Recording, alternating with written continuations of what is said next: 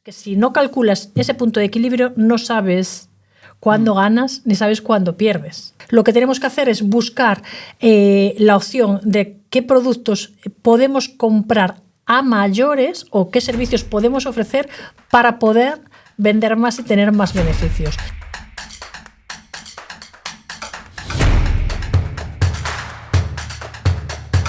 Y tal y como habíamos prometido, hoy autodiagnóstico de nuestra rentabilidad, tanto si vendemos productos como servicios.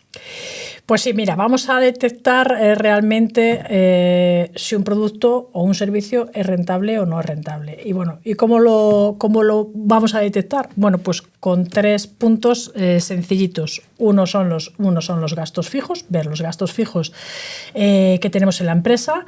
Otro, la tasa de rotación. Y por último, ver si vendemos lo suficiente o tendríamos que vender o cambiar la venta a otro producto, otro servicio. Bueno, ¿qué es lo que tenemos que hacer para realmente buscar esa rentabilidad de lo que vamos a vender? Costes, tasa de rotación y ventas reales, no lo que estimamos vender ni lo que creemos vender, creemos que vamos a vender. En esa expectativa muchas veces hay un sesgo importante por nuestra parte, optimismo o unas predicciones que no se cumplen. Bueno, luego lo veremos. Empezamos por los costes. Sí, pues mira, básicamente los gastos fijos, o sea, lo que tenemos que buscar es el punto de equilibrio, lo que decimos punto de equilibrio, que es ver los gastos fijos que tenemos y bueno, y básicamente dividirlo entre la venta de los productos que vamos a facturar. Gastos fijos, venga. Un ejemplo básico y nos vamos al ejemplo del otro día de un bar porque es muy sencillito y quizás yo creo que estamos todos en España metidos en el mundo de la hostelería y bueno, vamos a darle... O de fuera de la barra. Exacto, o dentro de la barra. Y vamos a darle ese apoyo a los hosteleros de España. Básicamente lo que tenemos que hacer son ver los gastos fijos. Venga, vamos allá. Luz, agua, alquiler del local, el caso de los empleados, seguros, bueno, etcétera, etcétera, etcétera. Lo que es fijo, que todos los meses nos va a caer sí o sí, además vendamos de ver o no vendamos. Cuotas en el banco, todo lo que es recurrente, domiciliado, de forma mensual o anual, porque muchos de los gastos anuales pasan un poco desapercibidos. Sí, pero bueno, nosotros cuando hacemos la cuenta al cliente siempre decimos, mira, divídelo, o sea, lo que es el seguro de convenio de los trabajadores o el seguro de responsabilidad civil, todos estos divídelo entre los 12 meses, porque así vemos realmente lo que tenemos que imputar cada mes a unos gastos fijos. Es un buen truco, porque así tienes una percepción más a tiempo real. Exacto, o sea, es que a partir de ahí, si tú el cálculo lo haces mensual, tú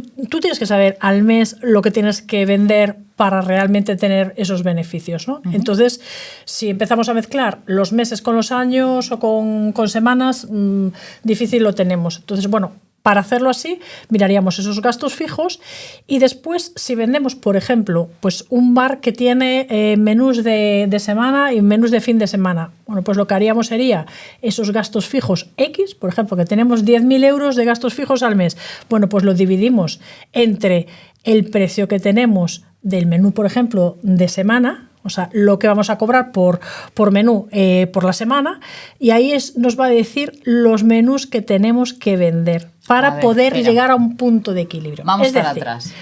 Cogemos todos nuestros gastos fijos. Exacto, gastos fijos. Nóminas, todo lo que has mencionado. Exacto. ¿Y qué tenemos que hacer con esto? Tenemos 10.000 euros y lo dividimos entre... Lo dividimos entre lo que nos cuesta, o sea, lo que vamos a vender el producto, en cómo vamos a vender un producto. Es decir, si tenemos un bar con menús de semana y menú de fin de semana, o sea, variamos, solo vendemos eso.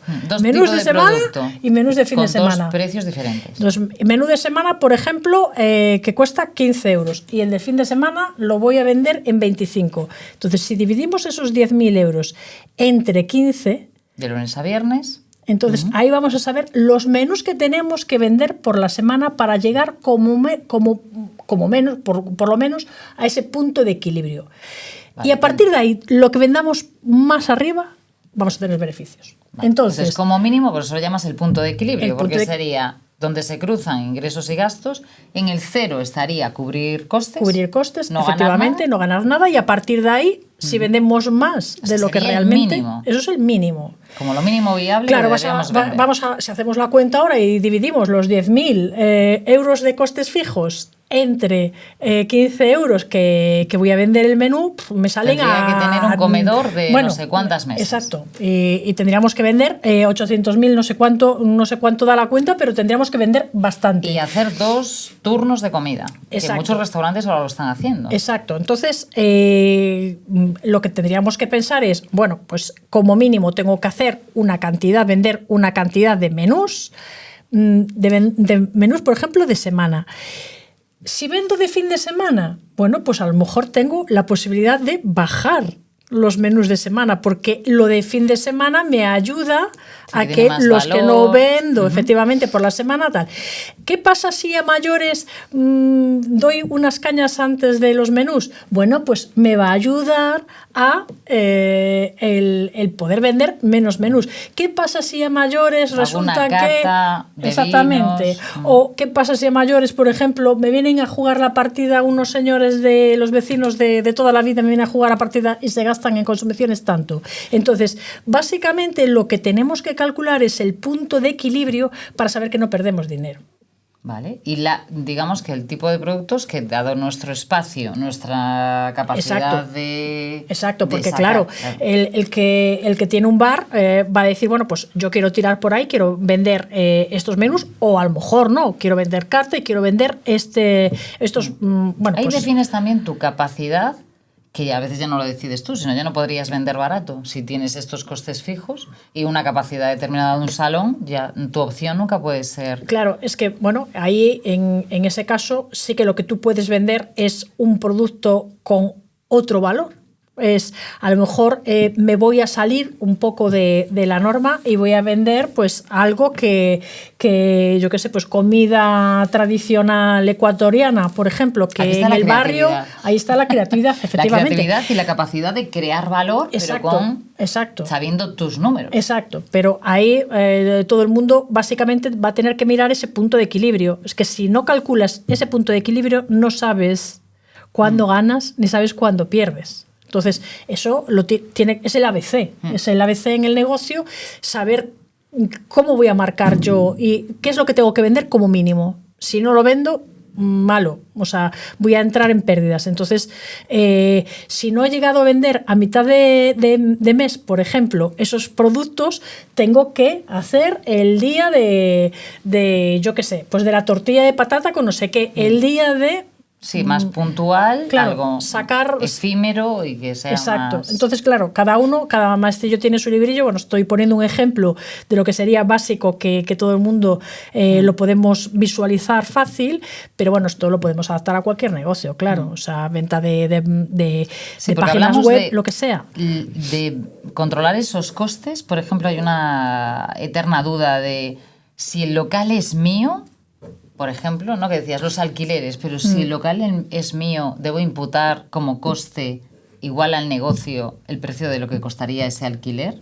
Porque estás perdiendo de percibir este coste de oportunidad. ¿Se imputa? O sea, no, tú para tus porque cuentas... realmente si el local es tuyo, bueno, vas a tener que asumir una serie de gastos como el IBI, etcétera, ¿no? O sea, los gastos típicos de tu local en propiedad, pero eso es lo que te ayuda a vender de una forma mucho más relajada.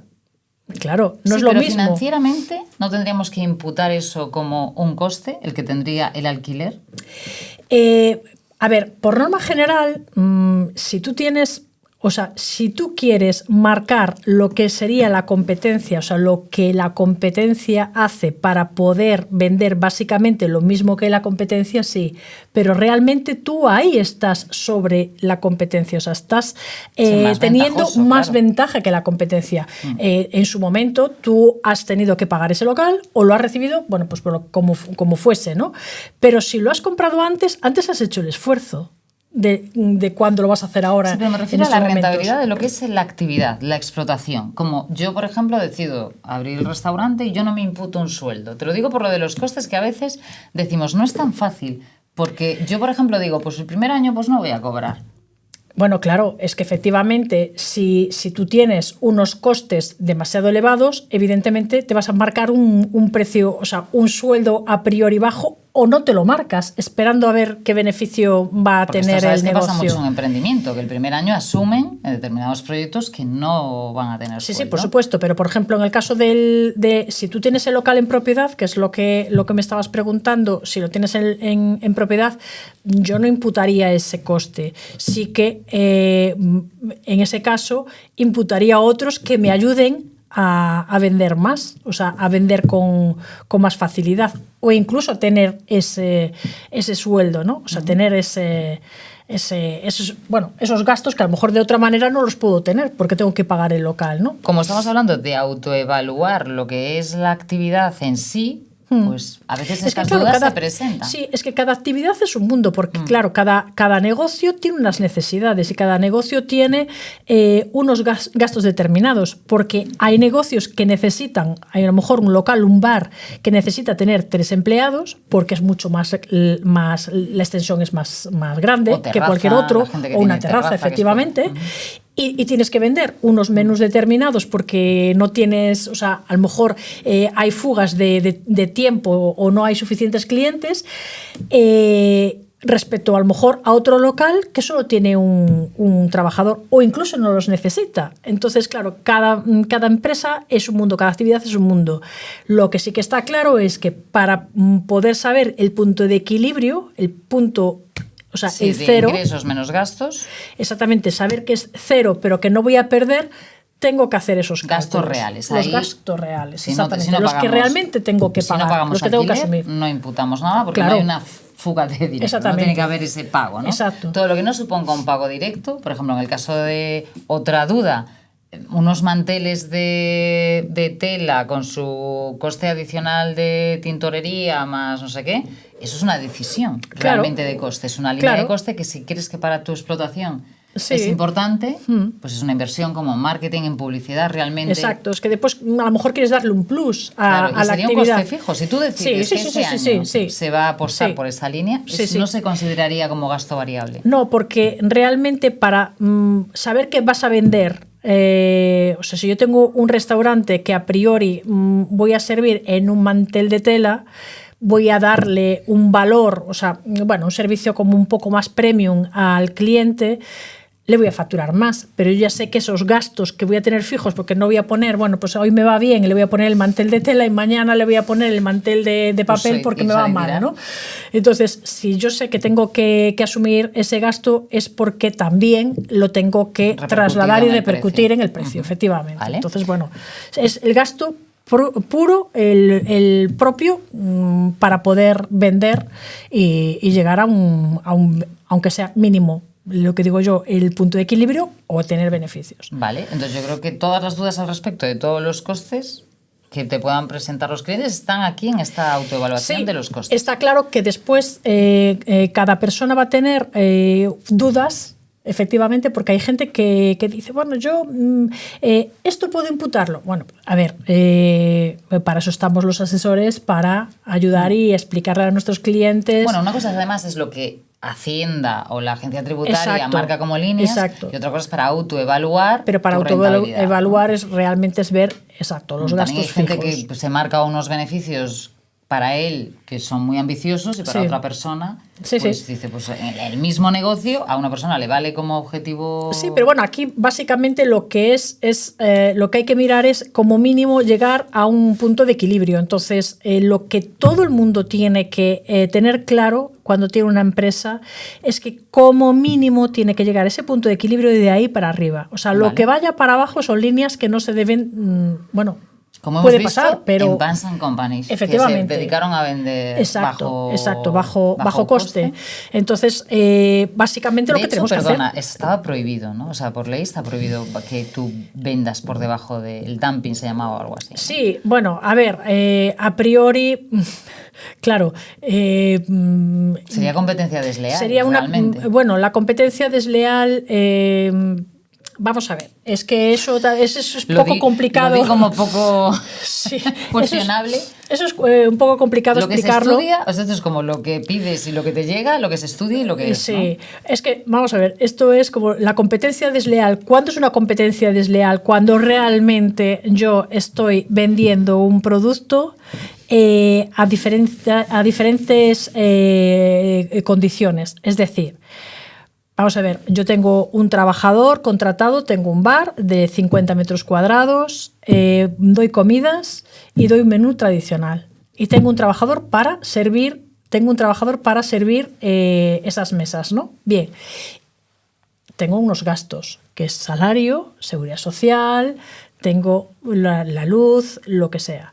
Y después hay un bar enfrente que tiene los mismos gastos, los mismos metros cuadrados y vende menús tradicionales y tiene un trabajador, pero el trabajador no está asegurado. Eso es competencia desleal. Bueno, claro, eso es ilegal ya. Bueno, pero es competencia desleal. O sea, estás haciendo, o sea, que se supone que es a igual condición, tú te estás beneficiando de una situación irregular o de comprar bajo precio o con baja calidad vendiendo un producto que debería de vender la competencia con más calidad. Bueno, pues estás compitiendo a desigualdad de condiciones. Eso es una competencia desleal. Otra cosa es después lo que estabas tú diciendo. Bueno, pues en caso de cualquier otro producto que vayas a vender o un servicio, bueno, pues que estipules una serie de gastos distintos. Vamos, yo lo veo de forma diferente, pero bueno. Vale. El tema costes aclarado. Siguiente, ya tenemos todos los tics de todos los costes fijos que debemos considerar. Tasa de rotación. Mira, la tasa de rotación básicamente lo podríamos decir en una zapatería, por ejemplo, cuando vamos a vender, yo qué sé, pues botas número 38, 40 y 42. Y realmente el que tiene más salida es el 40. Bueno, pues vamos a rotar, o sea, es decir, vamos a estar comprando y vendiendo ese producto. Ese es el producto más beneficioso. Entonces, hay que ver cuál es el producto que te da más beneficio, que te deja más margen de beneficio a la hora de vender. Entonces, si realmente existe esa tasa de rotación, si realmente lo que tú haces es teniendo los mismos gastos, vas a vender más un producto, tienes que saber cuál es. Tienes que conocer el producto. Vale, que ¿y si eres nuevo en el mercado?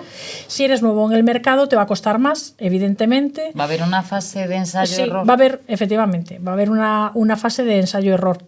O bien, si tienes una persona, o sea, una empresa de tu misma actividad en la misma zona, y te llevas bien, normalmente, ¿qué pasa? Puede extrañar, pero pasa. Te pueden decir, bueno, pues cuál es el margen de rotación. Pero bueno, sí, ensayo-error. Básicamente es así. Esto pasa mucho con las colecciones de ropa. Bueno, tú también decías el caso de las zapaterías que compran a un año vista. Por eso, un verano lluvioso, un invierno poco frío, todas estas inclemencias del tiempo que influye tanto sobre tu decisión de compra en la ropa, el calzado y demás. Es muy complicado. Tienes que anticipar la compra a un año vista, con lo cual, muy complicado. ¿Cómo saber en el caso de las tallas o en el caso de los números? Por ejemplo, los números pequeños o muy grandes te los obligan a comprar las fábricas porque tienes que comprar todos los números y sabes que algunos van a ir directamente, no los vas a vender. Sí. Es muy complicado la gestión del stock. Si no lo vendes, no te lo recogen. De ahí el Zara, lo hablábamos al principio, el primer programa, que realmente Zara básicamente es que ve que un producto es que tiene una salida tremenda y ya está produciendo. Produce y vuelve a sacar, vuelve a hacer la reposición de los productos. ¿Por qué? Porque es muy fácil. Y porque si le queda de alguna manera un sobrante, lo va a hacer, lo va a sacar de otra manera. Lo va a sacar de otra manera. Pero, por ejemplo, nosotros creo que en los tiempos que vivimos, en el caso, por ejemplo, de las zapaterías, antes ese 35, ese 36 que no salía, antes, bueno, pues quedaba en estocaje, después en los famosos outlet, bueno, ¿cómo dar salida a toda esa mercancía? Sí, y incluso hace muchos años, yo me acuerdo cuando empecé que había fábricas que lo recogían. Y cuando realmente empecé a tener clientes que no les recogían los productos, que se los quedaban, que se los tenían que quedar, yo pensaba, Dios mío, ¿cómo pueden hacer y cómo puede esta empresa sobrevivir quedándose con este... Por eso lo has pagado. Exactamente, o sea, ese lo has producto ya pagado. lo has pagado y no tienes salida a venta. Exacto. Y ese estocaje que además te ocupa ya no solamente de pérdida de dinero, sino que te ocupa un espacio en tus almacenes. Entonces, ahí en ese caso, lo que tiene que hacer el cliente, y que muchas veces, pues a mí me lo tienen comentado y es lo lógico, es imputarle un coste, o sea, una venta mayor, o sea, un precio mayor para poder... Eso digamos que va a pérdidas. Tú ya estimas que los 35 y los 36 de cada modelo no los vas a vender, con lo cual... Pero tampoco sabes muy bien si realmente vas a tener unas pérdidas, porque si no, no lo comprarías. Tú no comprarías ni el 35 ni el 36. Creo que no te lo permiten, ¿no? Como que la fábrica tienes que pedir todos... no estoy inventando, pero... Bueno, básicamente lo que tienes que pedir es un número determinado y lo que tú haces es... yo por lo menos porque tenía unos clientes que bueno, ahora se jubilaron, que tenían una zapatería y compraban, bueno, pues los números, todos los números, pues para básicamente que, claro, si una persona tenía un 35, pues que no se quedase fuera, ¿no? El que más vendía era el 39, el 40 en zapatos de mujer. Pero vamos a ver en la obligatoriedad de quedarte con eso, ¿qué hacemos con eso que sabemos que no vamos a vender? Ahí sí que realmente... Digo como coste, por imputarlo como coste se podría. Sí, es que realmente ahí es un... exactamente, es un gasto que tienes y que tienes que...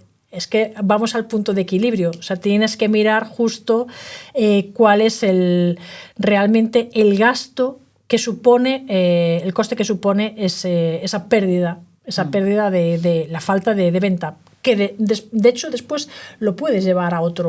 Sí, ahora hay otros canales. Hoy en día, exactamente. Hoy en día hay otros canales. Los outlets ya no son físicos, sino que tienes un montón de portales donde, exacto. Pero bueno, poder hacerlo. No lo vas a vender con el mismo precio, evidentemente, por el mismo precio que vendes un calzado que sale de primeras. Entonces, sí, es un... Vale. Entonces, tasa de rotación aclarada. Nos quedamos con el ejemplo de las zapaterías y de los números y ver esos que tienes más probabilidad de vender. Y lo último... las ventas. Sí, vender, o sea, ver si vendemos lo suficiente. Hay mucha gente que no sabe si vende lo suficiente. Es increíble, pero es verdad. Realmente, básicamente, es si vendemos lo suficiente, tenemos beneficios. Vale. Es tan sencillo como eso. Entonces, lo que tenemos que tener claro es, en el caso de los menús, es si vendemos suficientes menús para poder asumir esos gastos que tenemos. Entonces, si vendemos lo suficientes, realmente lo que tenemos es vamos a tener un beneficio frente a una pérdida. Eso sería como lo básico, pero bueno, es necesario. Sería, por ejemplo, tú decías el punto de equilibrio, que le vamos a llamar el mínimo viable para poder cubrir costes. ¿Y deberíamos plantearnos como diferentes escenarios? O sea, esto es lo mínimo que tenemos que conseguir. ¿Y qué sería lo más deseable? Si queremos ganar 5.000 euros al mes, ¿vale? ¿Qué tendríamos que hacer? ¿Ese escenario es un buen ejercicio para planificar ventas o para que haya esa posibilidad de aumentar las ventas? Sí, es que realmente nosotros si llegamos a un punto de equilibrio, ya sabemos que los gastos que tenemos y el producto que vendemos va a tener un mínimo, o sea, va a cubrir realmente esos costes. Entonces, a partir de ahí, lo que tenemos que hacer es buscar la opción de qué productos podemos comprar a mayores o qué servicios podemos ofrecer para poder vender más y tener más beneficios. Es complicado también, pero también a su vez puede ser fácil o complicado. O sea, complicado cuando vendes un producto, porque la venta se te puede caer. O sea, servicios es más difícil cuantificarlo. En un producto es muchísimo más fácil. Entonces, lo que básicamente tenemos que hacer es ver cuál es el producto que vendemos de rotación, el que más sale, y a partir de ahí darlo al cliente, ¿no? Ponerlo en venta. Entonces, siempre deberíamos tener un plan B en recámara por si cambia, si al lado aparece una competencia, si de repente lo que decíamos, el verano no es caluroso, es vendes chaquetas finitas y resulta que hace frío, ¿no? Y ya el producto ya lo has comprado, ya lo tienes en almacén. ¿Deberíamos tener siempre bien producto, bien servicio, bien campañas pensadas para ese tipo de imprevistos? Lo decíamos al principio. Sí, bueno, en los productos en muchos casos lo que nos salva o lo que les salva a los negocios son las rebajas. Por supuesto que, claro, cuando tú estás vendiendo un producto... Con las rebajas de rentabilidad también. Exacto. Es que realmente las primeras rebajas es cuando le sacas esa rentabilidad y ya cuando son las últimas rebajas, ahí es donde vendes el producto básicamente a coste. Lo que no quieres es quedarte con él. Entonces lo lanzas a como sea, ¿no? Pero lo que quieres es sacarlo de la empresa y que por lo menos no te vayas a pérdidas. Entonces, el plan B básico son las rebajas. Después, efectivamente, es darle un pequeño descuento anticipado, decir, bueno, yo te doy esto y a futuro, yo qué sé, pues te llevas este producto 2x1, lo que sea, sí, ¿no? 3x2, el enganchar un poco. Exactamente. Básicamente cuando lo que es la temporada, en el caso de la ropa, no te ayuda. Bueno, si te ayuda la temporada, genial, porque es lo que vas a ganar. Pero es igualmente que con la fruta o con cualquier producto perecedero. Exacto. Si realmente hay una mala temporada, una mala campaña, lo vas a tener complicado. Y a lo mejor sí que lo puedes tener fácil vendiendo ese producto que hay muy poco a mucho precio.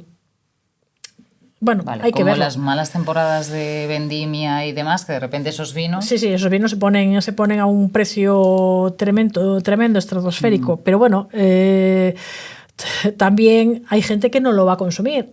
Entonces te lo puedes quedar. Es complicado. Hay que saber, hay que conocer. El que tiene un producto, el que vende un producto, está acostumbrado a vender un producto, va a saber por dónde van a ir los tiros. El que está empezando es ir un poco a prueba-error. Y bueno, el que vende servicios es cambiar, básicamente. O sea, si hago una cosa que no funciona, tengo que ir por otra vía. 3 tips o pruebas rápidas para evaluar si nuestros productos o servicios son rentables. Estos 3 tips. Bueno, pues básicamente que el precio cubra los costes. En el caso de Pans & Company. Bueno, pues lo que hablamos. ¿El precio cubrió los costes? Pues no los cubría, evidentemente. Ese quizás sea un error de saber tu posición en el mercado. Es decir, ¿tú crees que porque tienes ese producto vas a poder competir con McDonald's o, en este caso, con Burger King, que eran como sus máximos competidores? ¿Sobreestimas tu penetración en el mercado? Sí, yo creo que sí, porque básicamente, en el caso, por ejemplo, de Pans & Company, entendía que estaba al mismo nivel que McDonald's. Bueno, hay que ser un poquito atrevido, ¿no? O sea, McDonald's es una cadena y Burger King son cadenas que llevan muchísimos años, ya están muy asentadas en el mercado, están por todos lados, los ves, y realmente tienen unos fieles seguidores de esos productos. Entonces, bueno, subestiman el mercado, claro. Hay que dar un producto muy específico para poder enganchar a la gente. Pero por supuesto que si vas a bajar esos costes, o sea, vas a bajar ese precio de producto, teniendo los mismos costes como McDonald's o Burger King, lo vas a tener complicado. Entonces, bueno, sí, subestimas bastante, muchas veces pasa el subestimar el mercado, sí. Segundo punto, que las ventas... Bueno, pues mira, que las ventas sean constantes. Caso de Coca-Cola. O sea, Coca-Cola es... Yo vendo en todas partes. O sea, es que yo creo que si vas a la Luna, o cualquier astronauta a la Luna encuentra una Coca-Cola. Sí. De la Coca-Cola está el gallego. Aparte de la Coca-Cola está el gallego, sí. Pero bueno, la Coca-Cola es un claro ejemplo de una venta constante, porque básicamente las distribuidoras saben cómo tienen que introducirse en los locales, supermercados, saben más o menos lo que van a vender. Puede haber un pico de venta, un poquito una bajada, pero casi lo más seguro es que tengan una venta constante. Y Coca-Cola es eso, es venta Porque constante. pensemos en todos los productos, siempre que hablamos de Coca-Cola, pensamos solamente en la Coca-Cola, pero ¿cuántos productos tiene Coca-Cola? Sí, porque bueno, la Coca-Cola puede tener, claro, evidentemente, pues hay otros productos a mayores, bueno, pues otros refrescos aparte de la Coca-Cola. Pero lo tienen súper estudiado, porque Sí. ellos han estudiado que yo cuando lo leí en un informe me parecía increíble que tomas 7 decisiones respecto a lo que bebes, ¿no? Durante un día normal, de forma global en todo el mundo. Y yo decía, no, yo no bebo el café, y te pones a contar y efectivamente cosas que son cotidianas, que a ti te parece, yo a bote pronto pensaba en 3, decía café, ya, el café lleva leche, tomas agua, un refresco, si alternas un poco. Sí, pero bueno, y te dan las 7. eso realmente es hacer un estudio de mercado y ver cuáles son las necesidades del consumidor. Y bueno, y a partir de ahí, yo, Coca-Cola, que tengo dinero, tengo infraestructura y ya introduje un producto que es rentabilísimo, entonces me voy a ir a buscar otros. Aquí hay mucha investigación, de comportamiento, claro, hay claro, mucha investigación de los puntos donde venden, las distintas formas de dónde están, por qué están ahí, hay muchísimo estudio ahí. Sí, claro, pero... Entonces esta parte de demanda global no es accidental, es que es muy estudiada. Es que una empresa pequeña es prácticamente imposible hacerlo. O sea, lo puedes hacer en un segmento muy pequeño, pero no vas a tener un conocimiento tan... Por recursos, por todo, claro. Efectivamente, tan definido como lo tiene Coca-Cola. Pero bueno, seguro que nos conformaríamos con una ínfima parte del mercado que tiene bueno, Coca-Cola. Sí, no está claro. Pero bueno, para eso también... Bien, sí. ¿no? Aprender de lo que hacen, como hablamos el caso, siempre ponemos ejemplos de empresas grandes que nos parece interesante aprender de lo que ellos hacen, ¿no? Sí, aprender ese conocimiento. Es que como decía el primer capítulo, que estábamos hablando de que los europeos innovábamos, los americanos mejoraban y los orientales copiaban. Bueno, pues es que la mejora es fundamental, yo creo, porque cada vez que nos estamos globalizando, cada vez buscamos servicios y productos premium. Entonces, que salgan bien. O sea, yo quiero consumir algo que me guste y que sepa a priori que me va a gustar, ¿no? O sea, que va a ser bueno. Entonces, si realmente aprendemos de los mayores, o sea, de las empresas mejores o las empresas que más que venden, haciendo bien mucho evidentemente. Tiempo, ¿no? Esto es como cometiendo sus errores, que yo creo que también en todos estos capítulos tenemos que quitar un poco la culpa de cometer errores, porque es normal, los grandes se equivocan, cometen errores, traemos errores aquí de... Bueno. Básicamente voy a poner un ejemplo personal. Yo estoy muy adaptada a un mercado tradicional y sin embargo veo que el mercado online, los vídeos, es un mercado, efectivamente, es un mercado necesario y hay que entrar ahí. ¿Y qué haces? Es fijarte en los economistas, en las personas, en los expertos que también han entrado ahí. Entonces, hay que aprender, hay que mejorar y hay que ver que hay nicho en todo, que el mercado está cambiando y es necesario. Entonces, tienes que aprender de los grandes para poder subir, ¿no? En el caso que traes de Coca-Cola es un producto cotidiano, con lo cual es de recurrencia de compra, porque todo esto recordamos que hablamos de ventas constantes, como ejemplo Coca-Cola, y la estrategia de distribución, decías, ¿no? Sí, porque respecto a la estrategia de distribución es básico ver que esos canales de venta rápidos que llegan a todas partes son fundamentales para saber que esos beneficios que tiene diarios se mantienen. O sea, si tú no tienes un canal de distribución bueno, tú puedes tener una venta puntual o puedes tener un cliente que diga, bueno, pues yo permito recibir el producto en un día o en 2 y habrá clientes que digan, no, mira, es que has tardado 3 días, no te vuelvo a comprar. Entonces, esos canales de distribución también son fundamentales en el negocio. En el caso de la distribución de productos, fundamental. Sí, que estés en un supermercado y que no estés en no sé dónde. Exactamente. Vale, son decisiones importantes. Sí.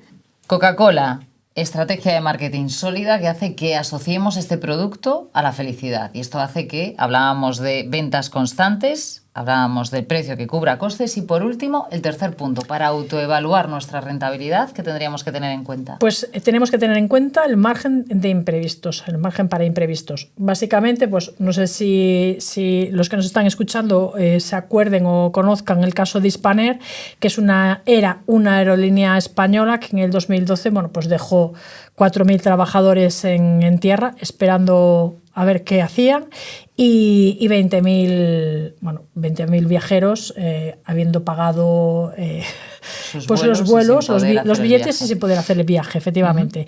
¿Y qué es lo que pasó ahí? Pues básicamente fueron dos causas, las más gordas, que fue una subida en los gastos del carburante que les hizo colapsar, porque de aquellas había pegado una subida estratosférica. Realmente la aerolínea con esa subida en ese carburante era inviable el poder volar, ¿no? Y después el otro caso es que la mayor parte de la flota estaba bastante envejecida, o sea que tenían que hacer reparaciones constantes y no tenían nuevos aviones, ¿no? Bueno, pero aquí tenemos que puntualizar que aunque haya sido el detonante, el resto de compañías tenían el mismo combustible.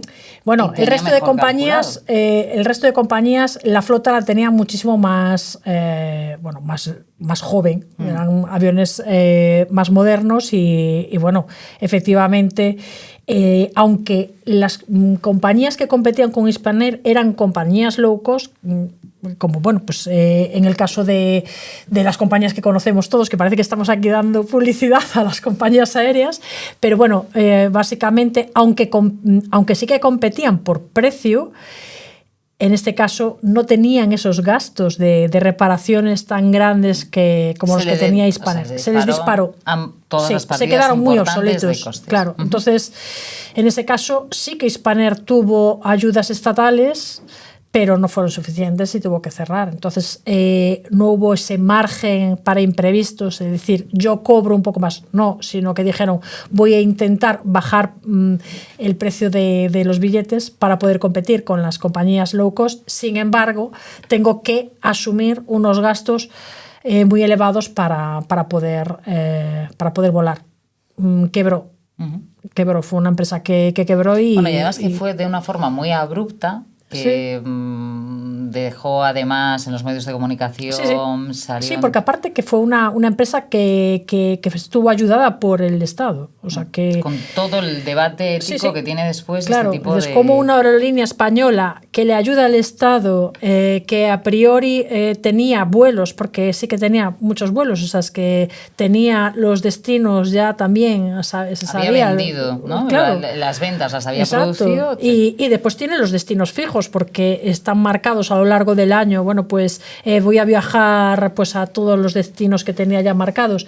Y como no pudo resistir, básicamente por no visualizar esos márgenes imprevistos el caso del gasoil, el queroseno en este caso, del combustible, y el caso de las reparaciones que muchas veces cuando montas un negocio no asumes y no cuentas con unas reparaciones porque está todo nuevo. Pero cuando efectivamente se van gastando los medios de producción, ahí tienes que contar con esos gastos que puedas tener. Por lo tanto, resumimos, concluimos, costes muy controlados, ventas constantes, la mayor capacidad que tengamos para que esta planificación no deje espacios sin vender. Efectivamente. Y por último, los márgenes para imprevistos. Yo creo que lo tenemos la rentabilidad completamente chequeada. Yo creo que con esto más o menos todo el mundo podrá visualizar en su empresa y repasar a ver lo que hay, y si no, para eso es ver este vídeo otra vez y anotar y ver qué es lo que se puede mejorar. Perfecto. Hasta el próximo capítulo de Más Educación Financiera para empresas, autónomos y profesionales independientes. Muy bien, pues muchas gracias. Para el próximo nos vemos.